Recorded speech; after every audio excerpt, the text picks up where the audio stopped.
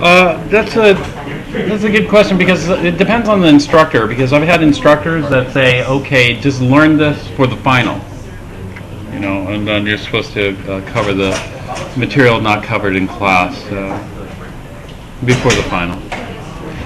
But I think we'll hit on everything that you need to know. Are there any other questions? Oh yeah, the test. The test is on Thursday. Next Thursday. Yeah. Test is going to be on next Thursday. I'm going to finish up. Chapter 17 today, and so there's just a little bit of additional material to cover for chapter 17. Today's lab is fairly short.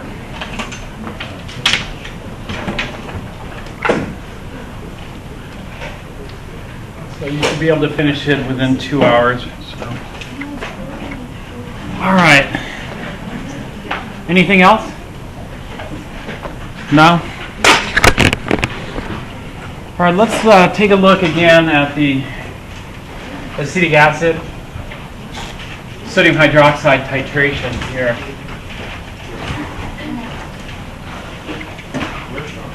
When you have a monoprotic acid, the titration curve looks like this. It starts kind of high, weak acid. It's fairly flat here across the, what do we call this region? The buffer region. But when you get close to the equivalence point, the pH just shoots way up. Within about 4 drops, it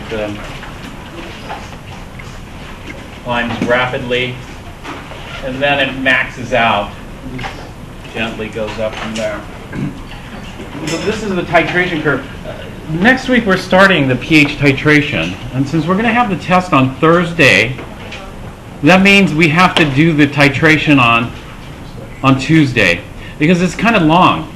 It's kind of long because this isn't your typical titration. In your typical titration, you would put an indicator like phenolphthalein, and then you would stop, right? You stop when the phenolphthalein turns light pink. Well, in our titration next week, we're going to add phenolphthalein, but we aren't going to stop. And so let's take a look at the equivalence point. At the equivalence point for a titration between sodium hydroxide and acetic acid, like this, the depending on the concentration, the equivalence point is going to be in the pH range.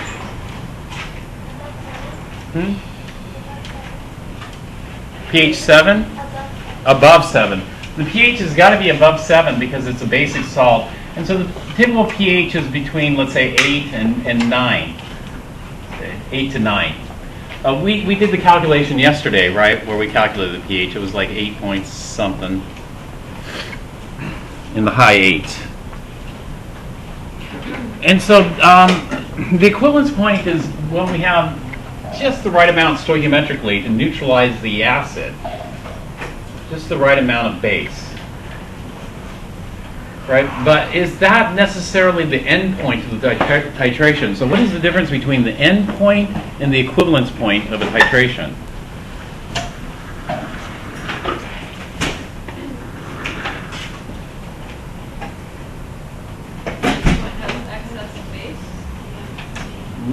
No, the end point's not defined as having excess base.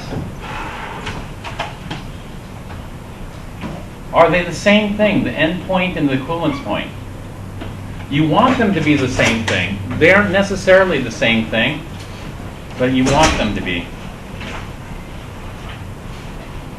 The end point is defined as when the indicator tells you the reaction's over. And when the indicator tells you the reaction's over is when the phenolphthalein turns pink. And so where does phenolphthalein turn pink in this titration? We'd like it to turn pink right at the equivalence point. That would be the best. But does it? No, it might not match up right at the equivalence point, but if there's a slight mismatch, hopefully it won't lead to a significant error. And do you know where phenolphthalein starts to turn pink? At pH 9.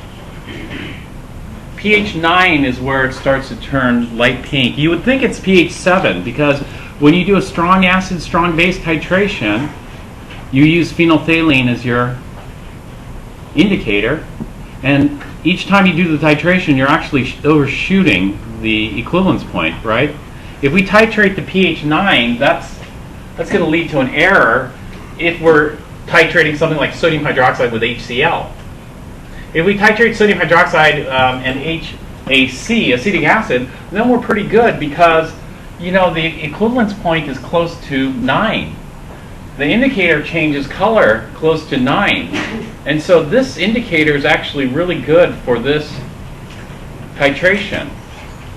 But what if we had an equivalence point that was pH 7?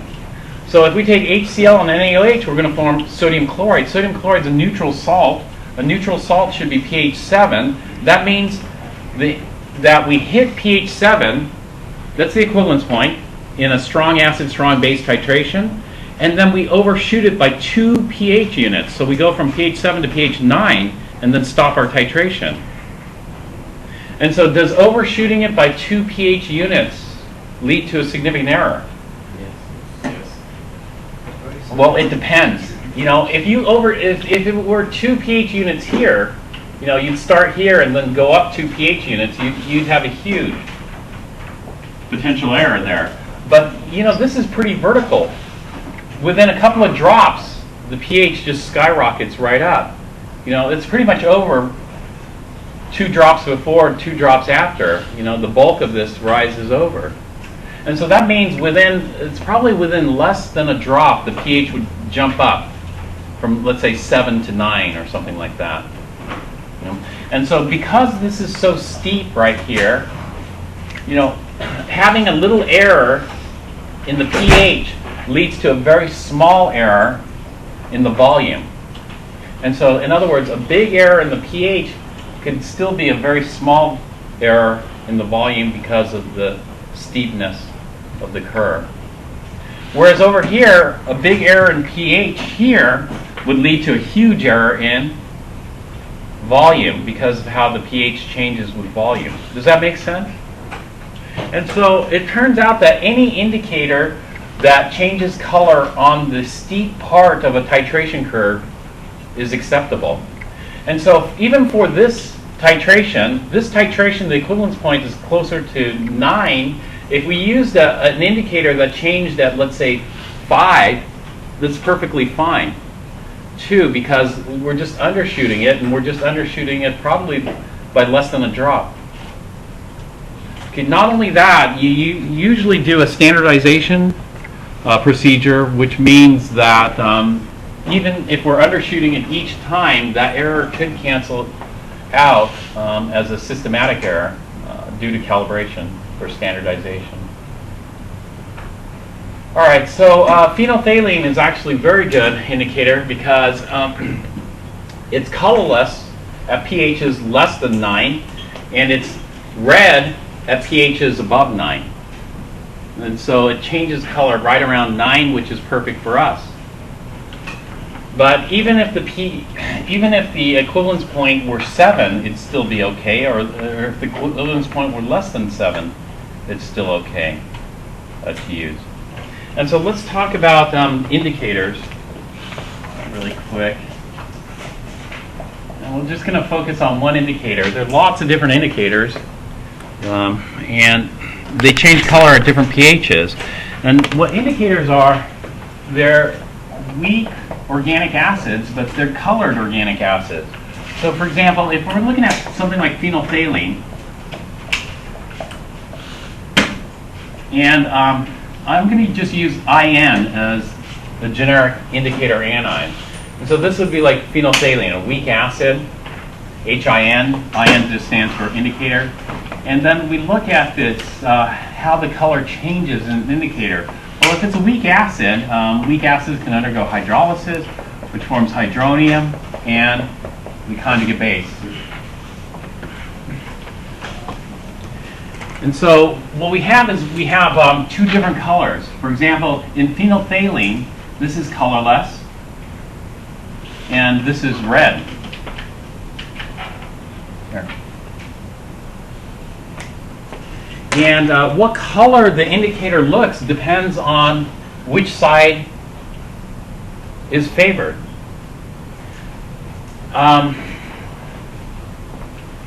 So for example, if the acid form is favored, that is HIN, then it's going to be colorless. If the base form is favored, then it's going to be red. What dictates which side is favored? The pH, the hydronium. And so the more hydronium, the lower the pH. The more hydronium means this equilibrium shifts to the left, which means the acid form dominates. In basic solutions, there's going to be less hydronium. The less hydronium we have, the more this shifts to the right and the base form dominates. We can actually quantitate this using this, because if we have the weak acid and its conjugate base, we're going to model this using the Henderson-Hasselbalch equation. So the pH is equal to the pKa plus the log of the ratio of the base form of the indicator over the acid form of the indicator. And so here we can see the pH dependence on the ratio here.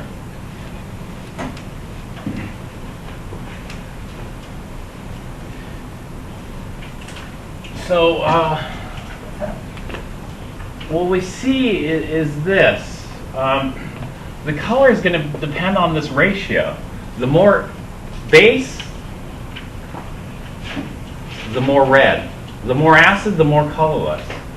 And so when does that color predominate? The color predominates when we're looking at this ratio. If I had 10 to 1 or greater, let's see, 10 to 1 or greater. Let's do the ratio over here.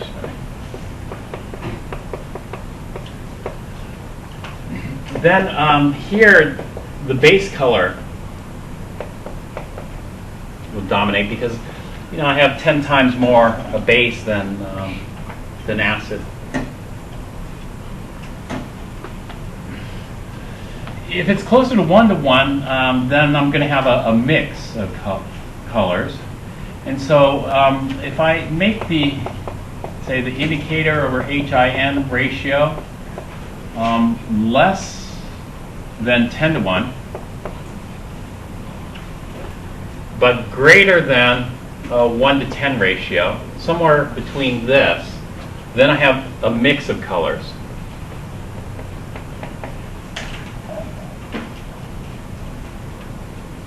And so in this case, a mix would be colorless and red, which would be a light pink color.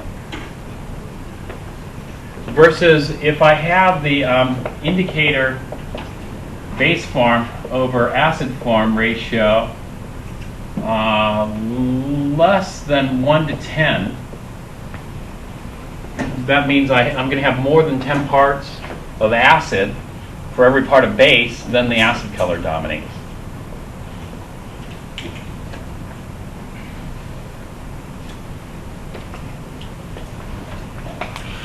So, summing this up, in terms of color and pH, this is what we see. If the pH is greater than the pKa plus, well, if we have a log of 10 to 1 would be 1. And so if the pH is greater than the pKa plus 1, then what color dominates? The base color. Right. If the pH is less than the pKa plus 1, but greater than the pKa minus 1, then we have a intermediate color.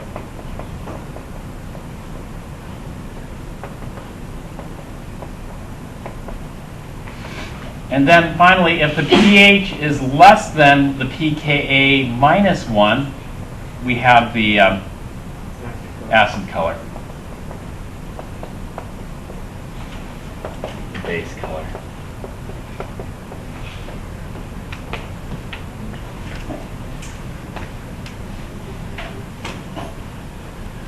And so what this means is for phenolphthalein, for phenolphthalein, the pKa is about 9.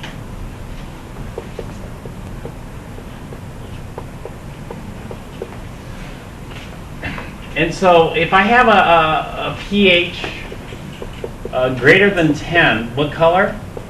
It's red. If I have a pH that's less than 8, then it's colorless. If I have a pH between 8 and 10, it's a mix, which would be a light pink color between these two.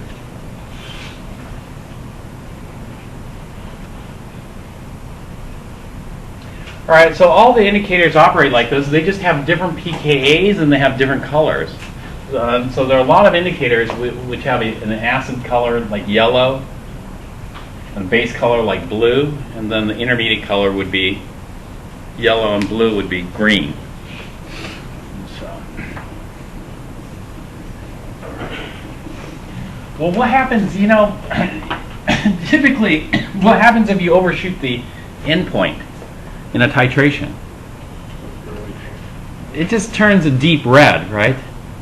Usually, if you overshoot the endpoint, then you got to toss it and start over again. But we don't want to toss it because we want to overshoot the endpoint. The reason we want to overshoot the endpoint is because every semester I have people trying to titrate it perfectly using Chem 1A techniques, and then when they come to plot out their data looks like this.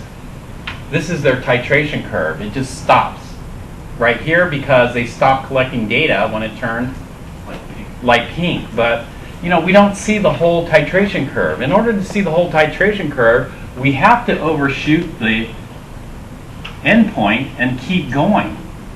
Keep going until the pH flattens out. Where is the pH going to flatten out around? What pHs? Well, if the equivalence point is around pH, it's greater than 7, so around 8, 9, whatever, then it's going to flatten out at pHs roughly, 12, 13. We can't get to 13 because we're using 0.100. And so maybe 11 or 12. That's where the pH will start to flatten out. And so we got to keep adding more and more so that we see the entire curve. And so this is why, one of the reasons why I want a full day of lab for this, in case somebody has to repeat it. They didn't collect enough data, or something went wrong. The experiment was messed up in some way.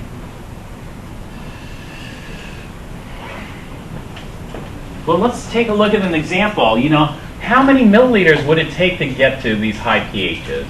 And so this is an example of the final type of calculation I want to do for titration curves. And that is, if we take sodium hydroxide, 0.100 molar, and then titrate it with, let's say, 10.0 milliliters, 0.200 molar acetic acid.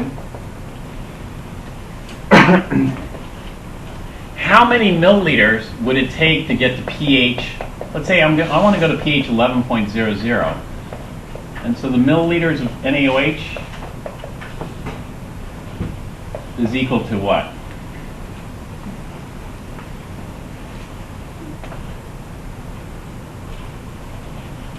So the first thing I have to know is pH 11, is that going to be in the buffer region?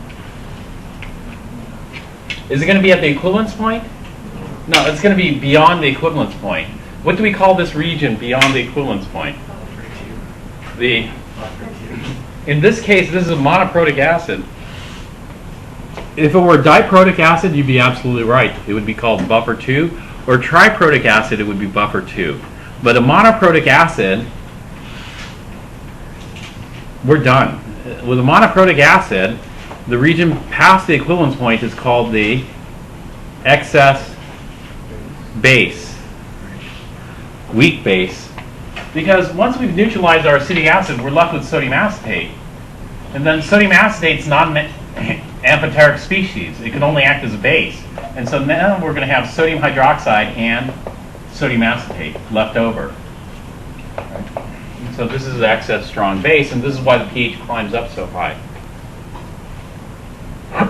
Excuse me. So, how do we figure out how many milliliters will it take to get to this kind of flat part up here?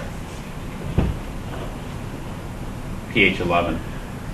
We have to do dilution, solution, dilution, and then after that we have to make the equation, and then do the ice table. Yeah, exactly. That's good. But before we do that, how many milliliters will it take to get to the equivalence point?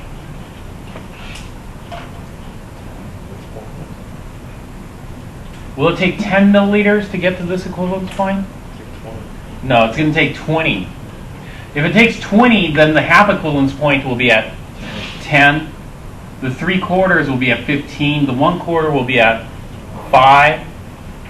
The 1/11 will be at 0.909 times 2 would be 1.818. Okay. And then the 10/11ths would be at 19 point. It's not going to be 19.09 or whatever it would be. It would be, what would it be? Well, it would be 10/11ths of 20 milliliters. That's what it'd be. Well, anyway, let's go ahead and do this. So the way we're going to do this is, it's in this region here. And so to get to that region, we're going to need the ice table, and we'll have to set it up like any other problem. And so the first step here is to do solution dilution. So we'll call step A. So what's the total volume here? Well, the total volume is going to be 10.0 milliliters of acid plus how many milliliters of sodium hydroxide?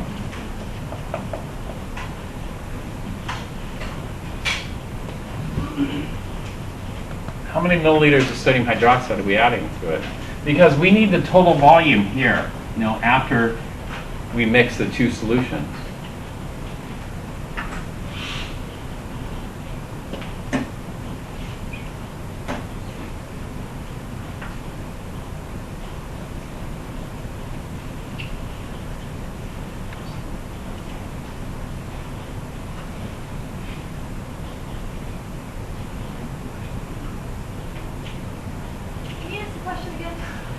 How many milliliters of sodium hydroxide do I need? More than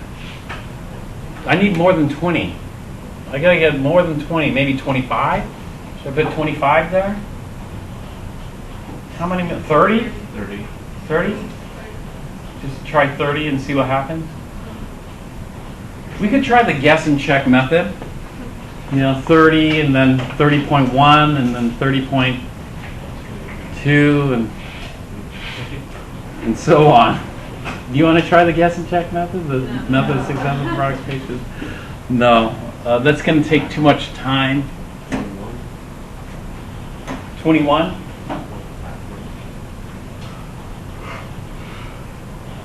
Actually, I don't know. We don't know. In fact, that's what we're trying to solve for. And so we're just going to call it, what should we call it? X, Y, Z? Z? All right, how about Z milliliters of sodium hydroxide? That's what we need to know. How many milliliters of sodium hydroxide? And so the final volume is going to be 10.0 plus Z milliliters. And so step A is to do what? Solution dilution. So let's go ahead and do solution dilution.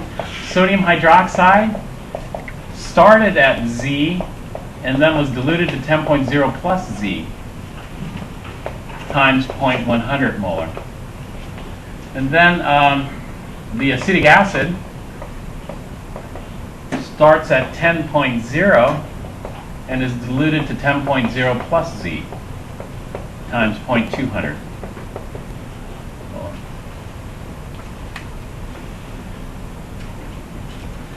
To make things a little easier to write, let's call this the sodium hydroxide initial, and this one will be the acetic acid initial before reaction. Initial means the starting point. Solution dilution is a pre-step here that we have to do. All right, next what do? We take the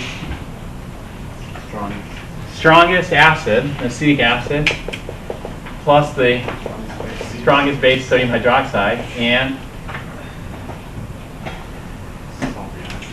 this is going to give us sodium acetate and water to liquid. And so the initial here is acetic acid. We'll just call it HAC initial, which is this amount here. The sodium hydroxide is going to be NaOH initial, and the sodium acetate is going to be 0 molar. What's the change going to be? Well, we use Z over there, so should we just do minus X plus X? Does that sound good? Minus X plus X. But we don't have to use X because we should know what the change is going to be. What is the change going to be? Yeah, the change is going to be complete, right? It's got to be complete because Ka, is this a Ka? Is that a Ka reaction? What's the difference between that reaction there and a Ka reaction?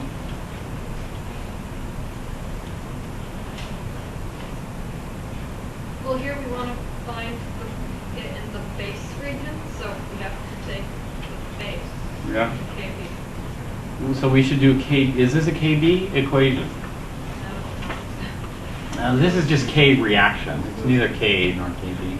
But you should know K reaction is equal to what? KB over KW over KB. No, actually K of reaction is not equal to that. K of reaction is not Kw over Kb unless the reaction is acid plus water. This is not acid plus water. This is acid plus strong base. So K is, what's the numerical value of K? I have this one memorized. Very, very large. And so it's very, very large. That means we're going to lose all the limiting reagent. Which one of these is the limiting reagent?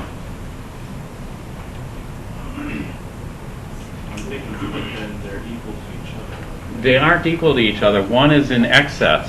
I know one is in excess because the only time they're equal to each other is at the equivalence point. Did we say we're at the equivalence point? No, we have to be past the equivalence point. That means we've neutralized all the HAC. And so that means we lose all of it. So this is going to be going down to 0. We're past the equivalence point. If we were just right at the equivalence point, then both of these would go to 0. But we're in the excess base region, so that means that this amount of acid is not enough to neutralize that amount of base. And so the amount of base I'm going to have left over is the initial base minus the amount that's consumed by the acid. It's a 1-to-1 mole ratio, and so this is why I get this. And then the sodium acetate is going to just be HAC initial, the same concentration. It isn't HAC. HAC is is the acid, but the number will be the same, the molarity. All right, and so what do I have left over? What I have left over is excess strong base, and sodium acetate is yeah, but it's a basic salt. It's not an amphoteric salt. If this were an amphoteric salt, then we'd go for round 2, which is neutralize the amphoteric salt. Right? But since it's not, sodium acetate can only behave one way, and that is as a base. Then we got 2 bases here. And so if we have base, what's the strongest acid present? Water. And so we got Kb to deal with. And so we look for all the hydroxide contributors, starting with this biggest. The biggest hydroxide contributor will be the strong base, right? And then we look for the other contributors. What are the other contributors to hydroxide? Sodium acetate and water. And so, do you think we'll have to worry about water? No. No, not at those high pHs. Do you think we'll have to worry about sodium acetate? No. No. Why? Strong base. Yeah, strong base, weak base. The strong base dominates. Just like strong acid, weak acid, we did that calculation. Did we? Yeah. Yeah. With HCl. HCl and acetic acid. Remember that one? Well, this is going to be exactly the same thing, except for The strong base. base. Right. And so what we can do here is we can say that pretty much the hydroxide in the solution is going to all come from sodium hydroxide, with negligible amounts from sodium acetate, negligible amounts from water. Therefore, the pH is equal to 11.00, which means the pOH is equal to 3.00, which means that the hydroxide ion concentration, the total hydroxide ion concentration, is equal to, actually maybe I'll write this. The total hydroxide ion concentration is equal to the hydroxide from the sodium hydroxide plus the hydroxide from the acetate plus the hydroxide from water, Kw. But we'll say these two are negligible, like we'd expect. Although, you know, we saw one case where the weak base wasn't so negligible, and that was yesterday. What was that base? We had a strong base, weak base combo where the weak base actually contributed. Not phosphoric. For phosphoric acid would be an acid.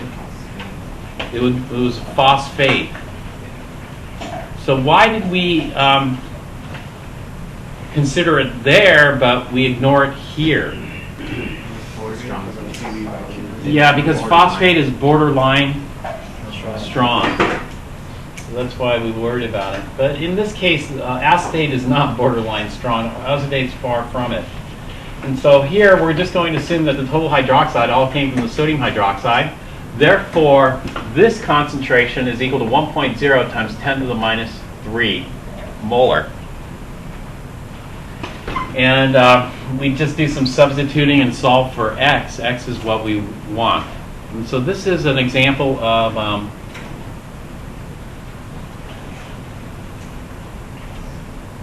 finding out how many milliliters it takes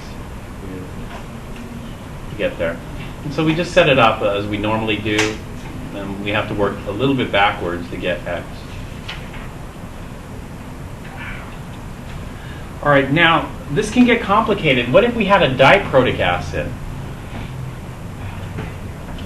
You know, if we had a diprotic acid and we want to get to the excess base region, then we'd have the buffer 2 region to go through. In other words, we have step 1 and we'd have to do step 2. Step 2 would go to completion as well. And so it just gets a little bit more complicated. We drop the sodium hydroxide down, we drop the amphoteric salt down, and then react those, and then continue there. And so just one more step. For triprotic acid, then we'd have 3 ice tables we'd have to do, and ignore Kw. Okay, is that clear? Yeah. Okay. All right. If there are no questions about that, are there any questions about the lab, today's lab? No. Well, I went through some discussions here. We'll hand these back today, but you know, some discussions were pretty thorough, but still could use additional info. And what am I looking for as far as additional info? Here. Let me grab one thing. I'll be right back.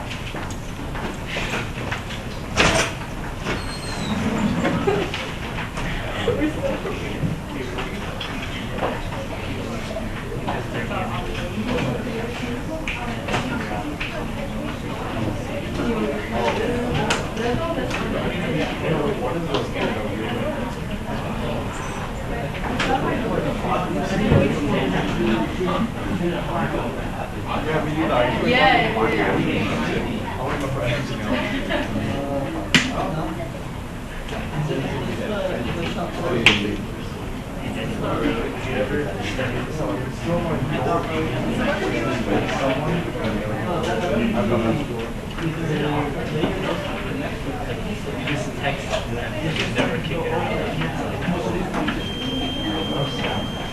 No, it's not about wages.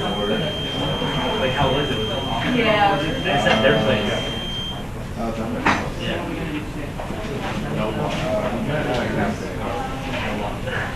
See, that's And there was like 5 of us. there's no five. I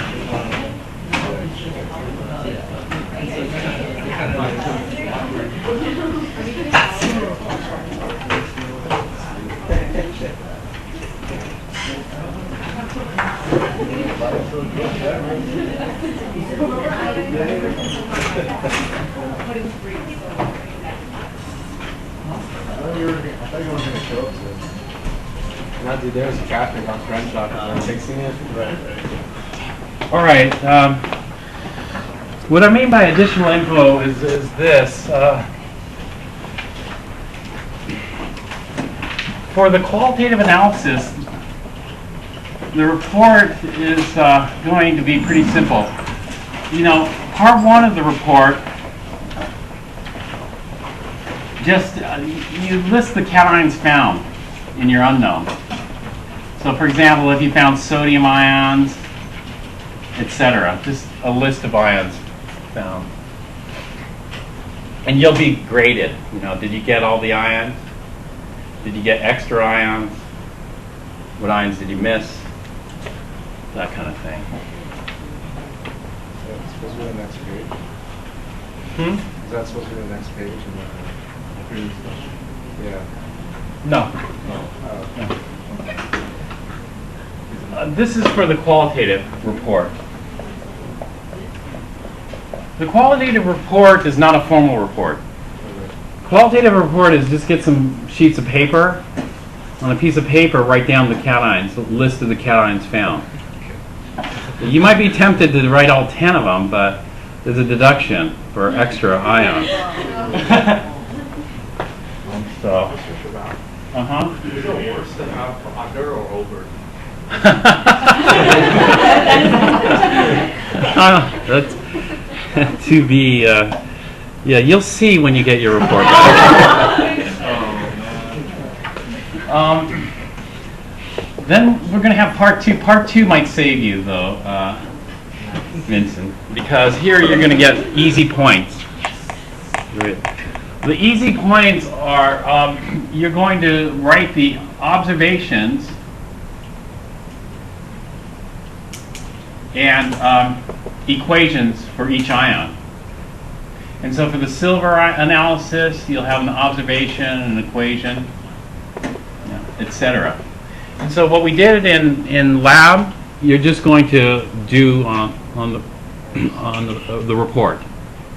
You know, you could just do these by hand, or you could type them out if you want. Either way, it doesn't matter. And so you'll write down all the observations and equations for silver ion. And then after silver came, I think, iron. And so do all 10.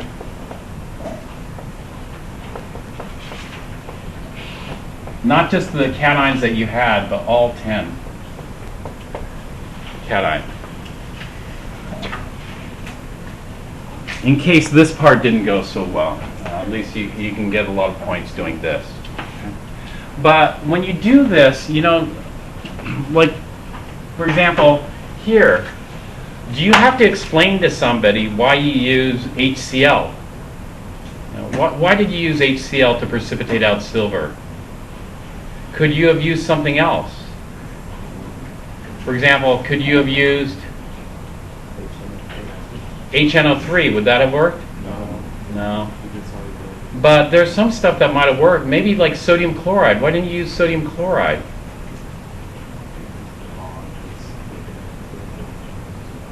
They might have like a bigger reaction. That's always a good one. It might explode, therefore that's why we use this stuff. No, that's not it either. Or why did you precipitate out the chloride? Why didn't you precipitate the bromide or iodide? Because silver chloride, silver bromide, and silver iodide are all insoluble. Yeah. And so this type of stuff you wouldn't answer here because there's so many reactions going on. I mean, this is going to be close to 100 reactions, something like that. This is way too much to talk in detail about each one. But on your formal report, how many reactions do you have? Two. Which report? This one? No. The formal report would be the synthesis. Oh, 3. Yeah, 3 reactions. So if you only have 3 reactions, then I expect you to talk about the reactions in detail. What in detail means is, this. I like this synthesis because we have different kinds of reactions. They aren't all the same reaction, right? And so you could talk about things like, what kind of reaction did we have? Name one. Redox. And so you could talk about things like oxidizers, reducers, right? Where things fit in the whole universe of things. Where's potassium dichromate as an oxidizer?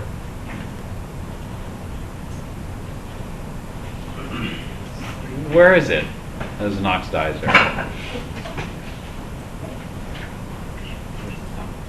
Is it a strong, moderate, or weak? Okay, then why is it a strong oxidizer? Why would you expect it to be a strong oxidizer? What was the reducer?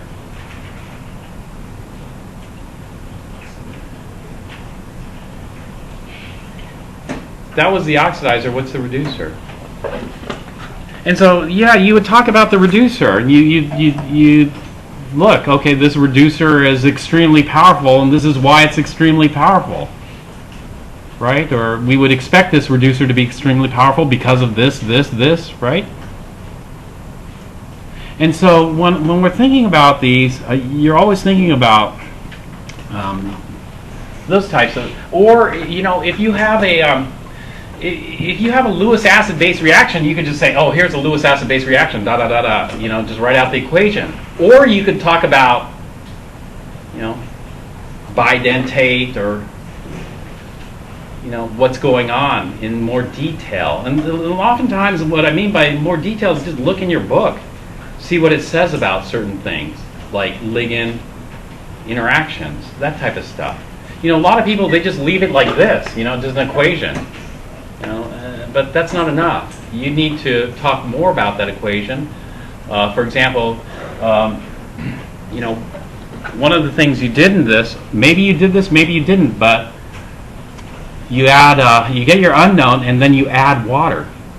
10, 20, 30 drops of water. Did anybody do that? Did anybody add water to their unknown? Well, okay, then the question is, why did you add water? What was the purpose of the water? In a simple report, you could just say, well, I took my unknown, I added water, and then went on and on, on to the next topic. But somebody who's reading that is going to stop there and go, why are you adding water? Why is there a reason to add the water? Because it just seems like you're going to be diluting it, and it's much more difficult to detect dilute stuff than it is concentrated stuff, so it doesn't seem logical. And so you have to have arguments for the things that you do, right? So, things can get more complicated. Not like here, you're adding HCl. Why didn't you add HBr? Why didn't you add HEI? Would it have worked? Wouldn't it have worked? And so a very thorough report and a very thorough discussion would address all these things, Because when you write a report, what happens is the report isn't immediately, published. the report goes through a review process, and the reviewers are called referees or reviewers. And what they do is they read it carefully, and then they go, why did you do this? Why did you do it in this way and not that way, right? And so you want to address these sorts of questions, the obvious questions that might come up from somebody who's very familiar with the field, in your report, in the formal report. And so there are only three reactions or so, and so you should describe those in detail. And the detail could be, simply just adding things like you think are obvious. Oh, this is obvious. Every Chem 1B student knows it, but you should include it anyway, right? Does that make sense? Mm-hmm. So these reactions, they go on part 1 or part 2? No. Okay, and now let me switch. Let's talk about this, because these are two totally different styles of writing a report. This is just kind of writing everything down. You don't really have to discuss it, right? There's no discussion involved in this. And these are the results. These were the equations and observations, right? But your formal report, the synthesis lab, has a discussion. And what does a discussion mean? A discussion means you discuss the chemistry in detail. What's going on here. And so it's not just simply stating that, oh, this is a redox reaction, by the way. I'm taking dichromate and reacting with this reducing agent. It means that you have to add more to that, to show some depth of knowledge. Going back to the qualitative analysis report, for part 1, you don't want us to talk about it, because wouldn't it kind of be redundant to write all the cations that were found and then also do it again for all 10? I don't want that. It would be redundant, so I don't want that. Okay, so in part 1 you do want us to discuss, right? No. We just write cations that we found. Just list them. Okay. Let's say I only found sodium. Then my report's very simple. That's it. Right?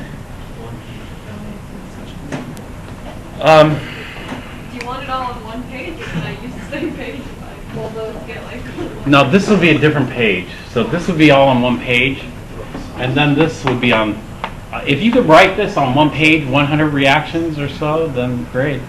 Write it on one page. I prefer it not on one page, because if you do that, you probably write so small, have a hard time reading it. So write it on multiple, as many pages as it takes.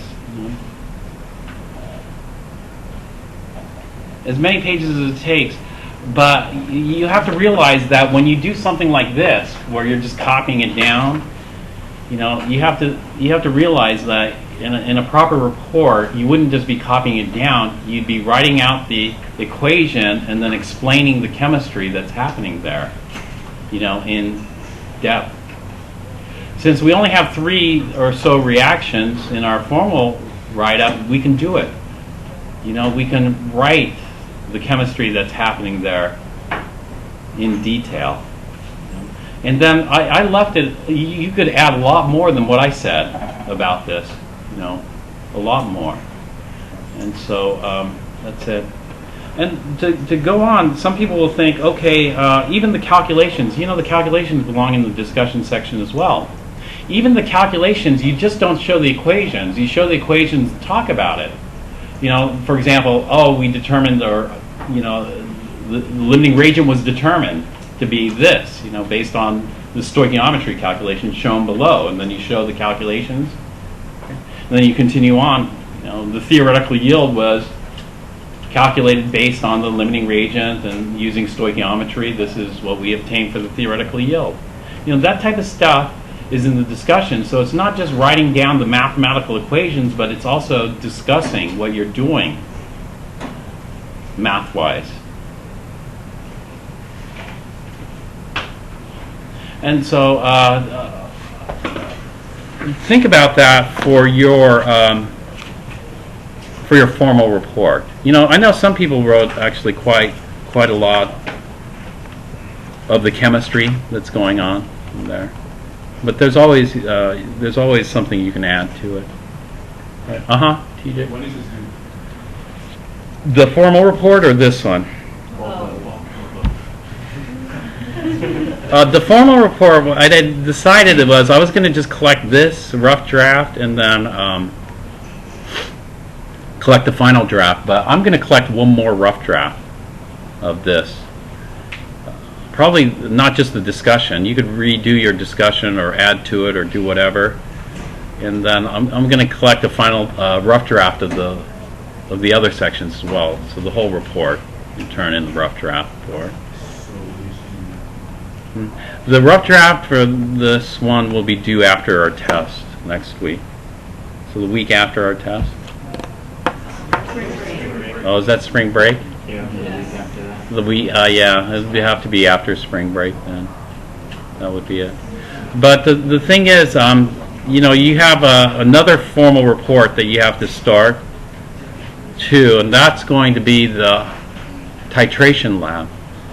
The titration lab is going to be a formal report, but it's different because this is a synthesis lab that's going to be an analytical lab. And so a little different style to it. But I think just for this lab, I'm going to collect the rough drafts. For the titration, you can just do on your own. And so you got to start worrying about that, the titration lab. This one, I still have people working on the unknown.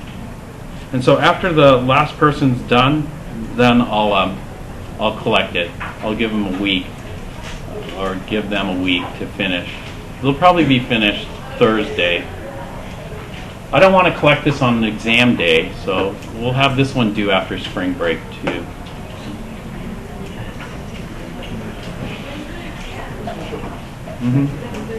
So you want our rough draft for the qualitative analysis and then a final draft for the qualitative? No. Just rough draft for the formal. Yeah, this one you don't have to do a rough draft for. Yeah, it's just observations and equations. This one, you only have a few formal reports. The formal reports you have to do a lot more thinking for. This one you shouldn't have to do any thinking for, except for this, figuring out what ions you had. But this should be pretty mindless, you know. But still, I want you to do it so you can see a whole bunch of different reactions. All right, any other questions?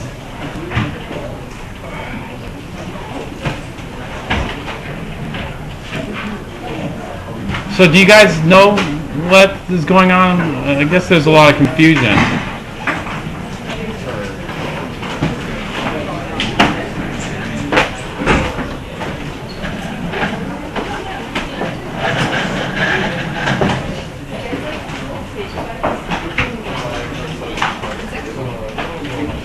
The qualitative lab is not a formal report.